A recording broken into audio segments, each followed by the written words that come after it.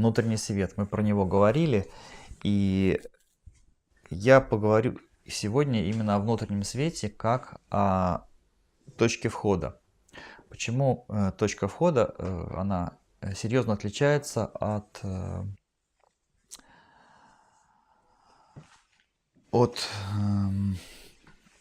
как красиво это слово, от точки опоры. Точка входа, она имеет большую ценность, чем точки опоры, ну, в духовном смысле слова, и она несколько в этом плане сложнее. Сложность ее в том, что она является более тонкой составляющей всей духовной природы. Это как, например, анахата, она потоньше, чем Сватхистана, как чакра. То есть говорить, что какая-то чакра, она важнее, но не совсем правильно, поскольку отдельного существования чакр не бывает. Они все вместе являются одним как бы живым механизмом.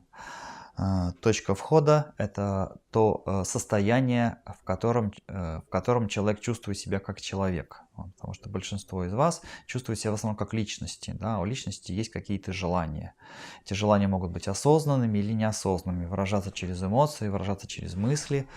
Но большую часть времени мы проводим именно как существа личности. И именно через механизмы личности мы как-то с друг другом общаемся. Наша задача общаться не через механизмы личности, а через механизмы сущности. Да? Либо, как кто-то говорит, через механизмы души. Я это как бы перевел в зону именно сознания, поскольку душа — это понятие такое очень обобщенное, характеристики души таковы, что вот именно через понятие души очень сложно что-то делать. А сознание — это очень конкретное понятие. Да? Сознание — это то, что воспринимает окружающий мир. То есть есть чистый источник восприятия окружающего мира, и есть менее высокочастотные источники, более грубые. Вот они все имеют ценность, но истинную ценность имеет любой более тонкий.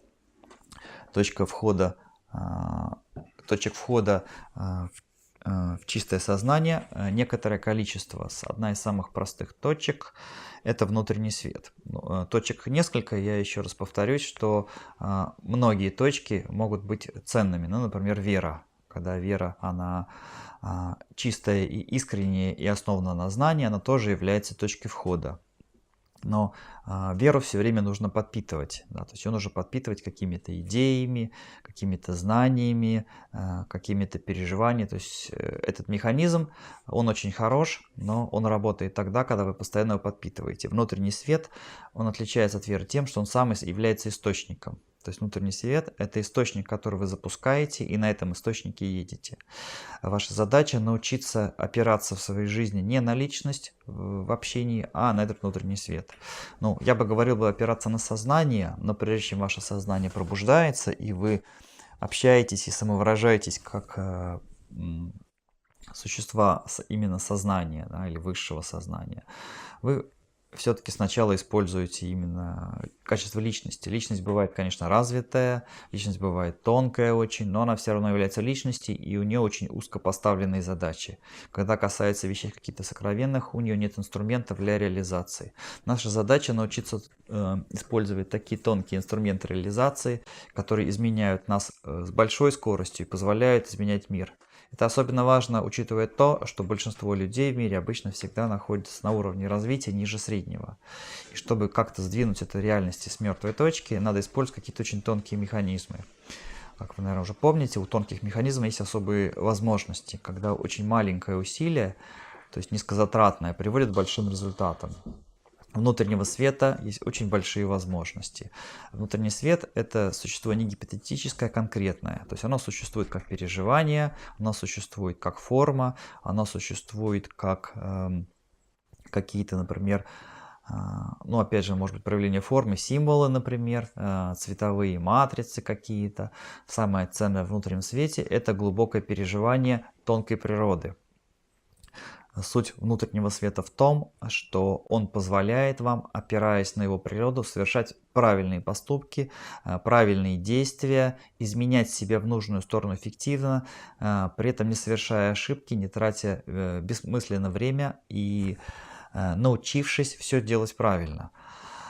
Что такое совершать правильные поступки? Понятие правильных поступков, оно условное. То есть есть понятие эффективности. Вот и эта эффективность, она как бы связывается с высшей мудростью. Да? Высшая мудрость – это совершенная гармония. Вот есть две вещи, которые должны совмещаться. Это высшая мудрость и совершенная гармония. Высшей мудростью и совершенной гармонией обладает только Творец, но Он дает эти инструменты через разные возможности, чтобы мы их реализовывали. Один из инструментов, который он дает, это внутренний свет. Внутренний свет каждый человек все пробуждает сам. То есть и толчок первый может дать что-то извне. Его может дать вам ангел-хранитель помочь, может дать вам мастер, может вам дать окружающий мир, даже может дать ваш первый ребенок, который родился. То есть некий толчок, который дает вам тонкий мир. Внутренний свет – это практически на 100% это как бы внутреннее состояние, внутренние переживания. Есть переживания внешние, есть переживания внутренние. Внутренние переживания – это не то, что вы никому не показываете, а то, что является частью вашей природы. Поскольку ваши условные рефлексы, ваши эмоции, ваши мысли, они отчасти ваши. Почему они отчасти ваши? Поскольку вам предлагается какая-то программа извне, которая, возможно, как-то вами будет использовано, и вы ей пользуетесь, но оно не является отражением вас самих. Это для вас приемлемо, либо неприемлемо, и вы, если это вам более или менее приемлемо, вы это используете. Внутренний свет – это есть чистая программа, в которой объединяется и мудрость, и эффективность. На более тонких уровнях развития это понятие называется немножко по-другому.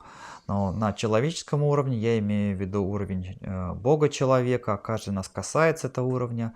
Он начинает касаться этого уровня тогда, когда говорит, что он не хочет проживать жизнь как животное и будет делать что-то более разумное. Внутренний свет – это переживание. И каждому из вас очень бы хорошо этого переживания коснуться. Каждая лекция, каждое действие, которое происходит на семинаре, как программа предусмотренная, включая чистки, которые производятся, и включая лечение, это все частички одной программы. Но важно, что что-то, что у вас есть, должно быть именно проявлением истинной вашей воли и истинного вашего стремления. То есть что-то, что вы могли бы делать сами, находить сами и сами использовать. Внутренний свет – это внутреннее переживание. Чем внутреннее переживание отличается, например, от эмоции?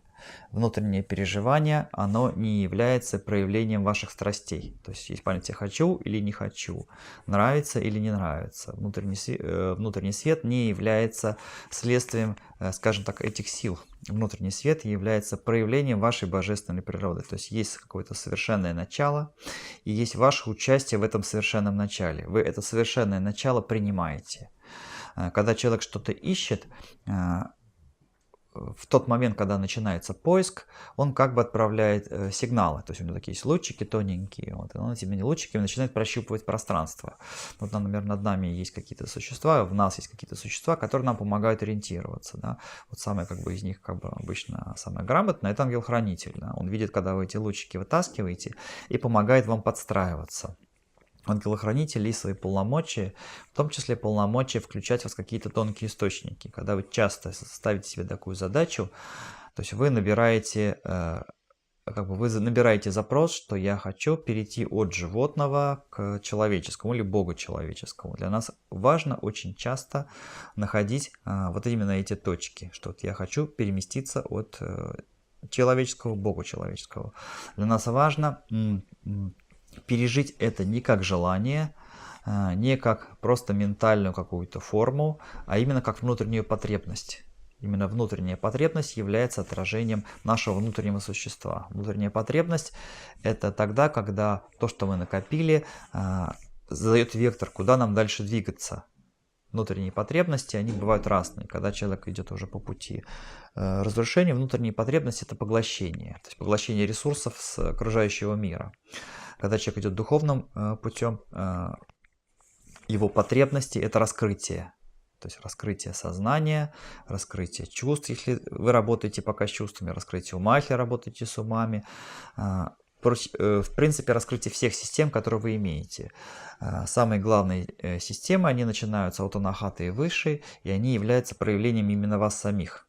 поскольку ваша воля, например, она такой механизм, который очень часто у людей включается и выключается, и она зависит во многом от обстоятельств. Например, ваша сакральная сексуальность, она тоже зависит от многих обстоятельств, в том числе от событийности. Жизненная энергия, она тоже от много чего зависит. И, как правило, эти вещи относительно легко в мире реализовать. Вот душевность, то, что начинается от анахаты, это накопленный опыт. То есть никогда на момент рождения человеку просто так не дадут душевность. Это должен быть накопленный опыт и стремление к выходу, как вот в фильме там, из матрицы. Выход из матрицы — это означает, что вы признаете свою божественную природу. Признание своей божественной природы — это означает, что вы хотите в своей жизни опираться на внутренний свет. И ваша задача в первую очередь этот свет почувствовать, принять его, научиться опираться в него в своих любых поступках и научиться его усиливать. Чтобы усиливать этот внутренний свет, вы должны пережить качество, осознать качество этой энергии. То есть качество этой энергии – это суть совершенства, суть мудрости и суть высшего проявления любви. Есть разные проявления уровня любви, и каждый реализует ту ее часть, ту ее частоту, которая способна восприятию. Наша задача понять именно сущностную характеристику этой энергии. Она лежит в том же внутреннем свете. Внутренний свет – это как бы совершенная энергия Творца, которая упакована для человека в определенную форму. Вот обычно, мы уже говорили на прошлых лекциях, она выглядит на уровне, например, ощущений или видений, как белый цвет. Такой белый, приятный светящийся свет. Это похоже на это белый мутный свет, он обычно мутноватый, он имеет какую-то особую яркость. Иногда, например, вы можете переживать такими искорками. У него есть особое переживание, то есть это внутренний свет ни на что не похож. Свет может быть очень и очень яркий, и при этом он вас не слепит. Почему он вас не слепит? Поскольку он обладает не формой, а качеством. А качество, оно не может, скажем так, разрушать. Качество может разрушать только более низкую форму, и она замещает эту форму. Переживание внутреннего света. Вы должны понимать, что такое существует, и должны стремиться почувствовать в себе вот эту вибрацию. Эту вибрацию человеку дает обычно кто-то, кто его по жизни ведет. Очень хорошо, когда человек присутствует в какой-то духовной традиции. Я про это часто говорю. И в духовной традиции есть как бы два канала, которые этим занимаются. Но я не имею в виду Творца непосредственно. То есть мастер, который этим занимается. То есть общее поле и как бы эгрегор. Общее поле я объединяю с эгрегором.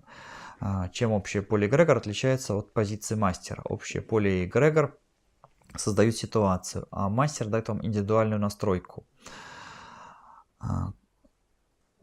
Как я уже говорил, у каждого из вас есть свое индивидуальное восприятие действительности, и внутренний свет каждый из вас будет видеть через свою индивидуальную форму. По природе он абсолютно одинаковый. В тот момент, например, когда люди сливаются, то есть, предположим, если есть такое понятие, как коллективная медитация. На самом деле, те практики, когда люди вместе медитируют, это еще не коллективная медитация. Коллективная медитация, когда объединяется сознание людей. Есть такой вид практики. Это тогда, когда человек раскрывает свое сознание и перестает воспринимать себя как что-то отдельное. То есть, когда воспринимает сознание и души окружающих как часть себя. В этот момент слияния у практикующих появляется особая возможность. Включаются особые духовные рычаги.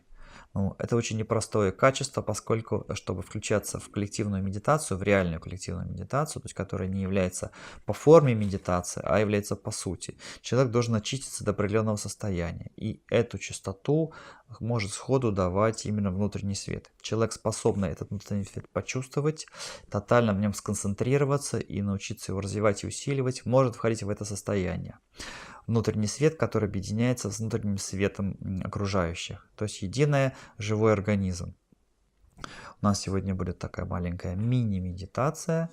И, скажем так, эгрегор Дзен и все остальные, кто работает в этой системе из светлых сущностей, помогут вам его почувствовать. Сегодня мы не будем какие-то, может быть, специальные образы давать, про цвета говорить. Я уже сказал, что есть белый цвет. Исходя из сознания человека, свет может быть, конечно, разный. Он может быть золотистым, он может быть даже это и какое-нибудь голубое сияние, и там какой-то еще. Почему я говорю про белый свет? Поскольку это качество, оно обладает определенным, скажем так, спектром нейтральности. Любое раскрытое сознание, оно отличается от любого нераскрытого сознания. Это внутренним состоянием баланса и так называемым качеством пустоты. Качество пустоты — это наша третья тема. Вот, а первая тема именно внутренний свет. У нас сейчас будет короткий промежуточек времени. У нас тут есть несколько людей, которые вынуждены заниматься обслуживанием техники. Я попрошу их в момент, когда мы будем концентрироваться, положить технику и тоже поработать, если они хотят это получить, поскольку это делается единократно. Не хотите, ну, на общих основаниях. Что значит положить технику? Ну, если кто-то держит в руках телефончик или камеру и на ней концентрируется, то лучше ее где-то оставить и просто сесть и расслабиться, поскольку поймать эту вибрацию очень сложно. И какая-то капелька вашей концентрации на чем-то еще, она может не дать вам этой возможности. Сейчас пройдет приблизительно минутка или чуть больше, будет настройка. Сейчас возьмут ваши антенки и подключат к основной. У каждого человека есть одна основная сокровенная антенка. Как правило, человек ее никогда не использует. Она используется в особых случаях. Ну, например, когда у вас озарение какое-то происходит, и вы начинаете понимать какую-то сокровенную суть. В этот момент кратковременно включается антенка. Либо тогда, когда вы чувствуете, предположим, какой-то у вас всплеск. Ну, например, к вам пришел ваш ребенок и сказал, как он вас любит. В этот момент у вас вспышка, идет раскрытие. У вас опять поднимается эта антенка, и она начинает работать. Характеристики антенки таковы, что она работает только в самых чистых источниках энергии. Она у каждого из вас есть. Кто-то его чаще использовал, кто-то меньше, но она у вас есть. Обычно мы используем все остальные. У нее есть такие особенности, это что-то вроде ключика. Ключик включается только тогда, когда поставленная задача совершенная. Еще минут, наверное, секунд 40, и вы почувствуете. Вот у каждого будет что-то свое. На уровне ощущений может быть холодок на уровне темечка. То есть та вот точечка, где у нас, говорят, есть отверстие на голове, где у нас там находится важный центр. Вы почувствуете, возможно, легкий холодок. Это такой холодок, который не заставляет вас мерзнуть. Да? Это такой свет, который, как бы не был силен, он вас не будет ослеплять. Это внутреннее состояние, когда вы больше не являетесь человеком желаний и человеком чувств, когда вы являетесь Бога-человеком.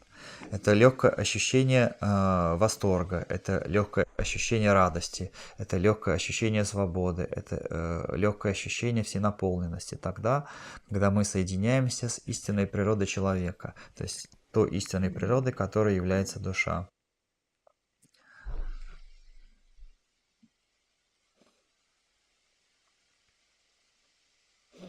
На плечах каждого из вас сидит ваш ангел-хранитель, как никогда, он сейчас вам очень близко. Это внутреннее переживание. Пусть все, что было вокруг вас, что вас раньше тяготило или для вас было важно, пусть останется на заднем плане. Когда вы касаетесь внутреннего света, вы достигаете всего того, что является сутью всех ваших желаний, сутью всех ваших ментальных поисков и сутью вашего счастья.